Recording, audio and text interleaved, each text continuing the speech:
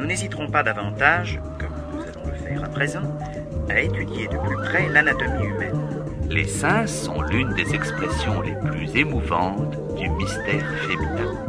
Ils sont essentiellement constitués par des glandes et un tissu graisseux. Et pour schématiser dans une comparaison imparfaite, nous dirons que l'amour peut fonctionner grâce à deux moteurs très différents. Il peut fonctionner comme dans le dessin du haut, avec le moteur arrière. Il s'agit d'un moteur terriblement puissant, qui est capable de s'éteindre aussi rapidement qu'il est né. Il brûle comme de l'étoupe. C'est un moteur à réaction. Au coup fulgurant, l'amour humain peut aussi fonctionner comme dans le dessin du milieu, entraîné par un moteur avant. C'est un moteur électrique, il est raisonnable et tenace. Pour qu'on ait un amour authentique, il faut en fait, comme dans le dessin du bas, l'action concertée et unie, intégrée dirions-nous, des deux moteurs. Il est évident que l'amour sera d'autant plus voué à échouer que les deux moteurs seront en désaccord entre eux, comme dans le dessin du haut. Chut, écoutez, les gros tracteurs Renault arrivent. Dans ce cas, la plupart du temps, c'est le moteur de l'amour pulsion qui imposera sa loi. Il est puissant. Mais à la longue, le moteur avant reprendra le dessus. Par contre, il peut se faire que les moteurs viennent au secours l'un de l'autre. Il est fréquent, par exemple, que le moteur avant arrive à mettre en marche, comme dans le dessin du bas, le moteur arrière qui ne s'est pas encore vraiment allumé. Le relance. Il y a toujours dans un couple une possibilité de retour de flamme.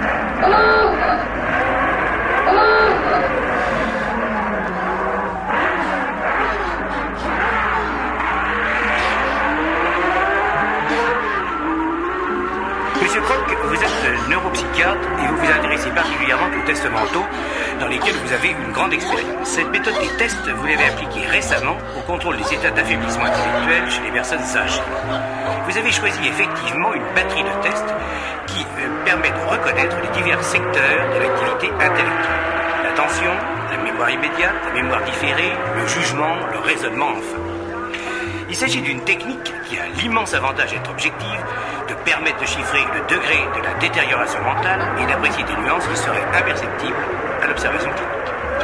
Mais le profane que je suis se pose une question. Comment peut-on apprécier un affaiblissement intellectuel puisque la notion même d'affaiblissement suppose la référence à une mesure antérieure de l'intelligence et que dans l'immense majorité des cas, la personne devant laquelle on se trouve n'a jamais eu l'occasion de passer des tests de niveau intellectuel. Alors, comment résolvez-vous cette difficulté ? Oui, il y a effectivement là un problème méthodologique. En fait, on contourne l'obstacle. On fait passer au sujet deux groupes de tests différents. D'une part, des tests sur lesquels l'âge influe relativement peu, et d'autre part, des tests qui sont très sensibles à la détérioration mentale, qu'elle soit sénile ou due à d'autres facteurs pathologiques. Et bien entendu, les réponses sont d'autant moins bonnes que la détérioration mentale sera plus grande. Comme exemple, on donne le fameux test de raisonnement mathématique, dit test des dominos, qui est emprunté à Arnaud Noël, du test domino des carottes.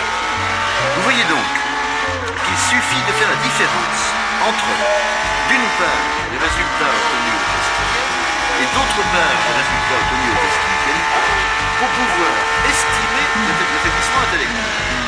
Je dis bien estimer et non pas mesurer, car il s'agit d'une estimation statistique et non pas d'une mesure.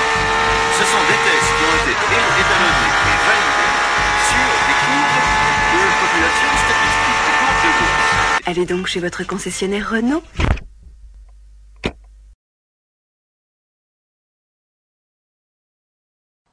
Je vous en prie, entrez dans le néant.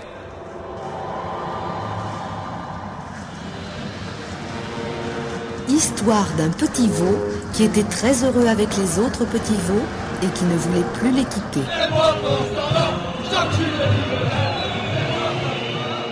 Et tous ensemble, ils jouaient à courir, à sauter, à se dépasser et à se cogner tête contre tête.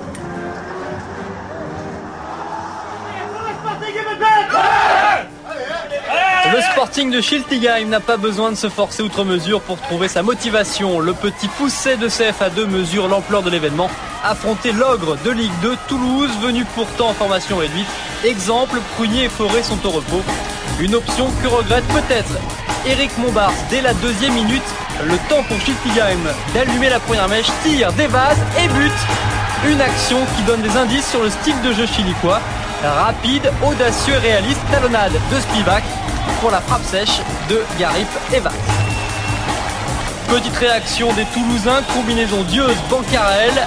Le tir de Dieuz est repoussé par Michel, mais José Guira, l'entraîneur chilicois, n'est pas pour autant rassurant.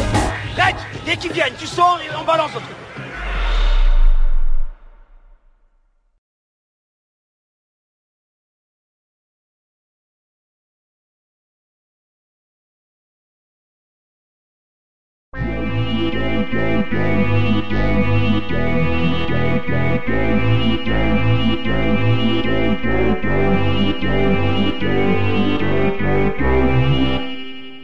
Qui a couru sur cette plage? Elle a dû être très belle. Est-ce que son sable était blanc? Est-ce qu'il y avait des fleurs jaunes dans le creux de chaque dune? J'aurais bien aimé toucher du sable une seule fois entre mes doigts. Qui a nagé dans cette rivière?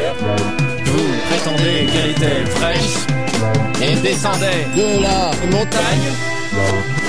Est-ce qu'il y avait des galets dans le creux de chaque cascade?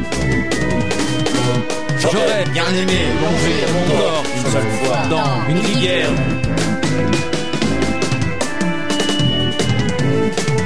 Dites, ne me racontez pas d'histoire. Montrez-moi des photos pour voir si tout cela a vraiment existé.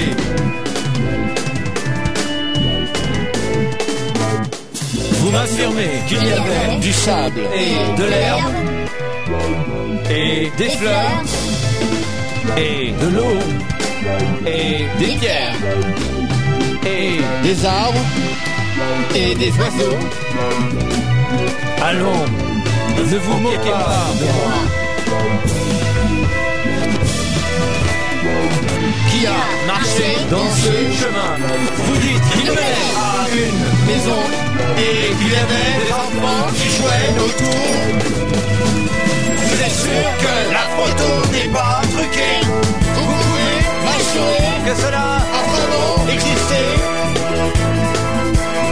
Dites-moi, allons, ne me racontez plus d'histoire. J'ai besoin de toucher et de voir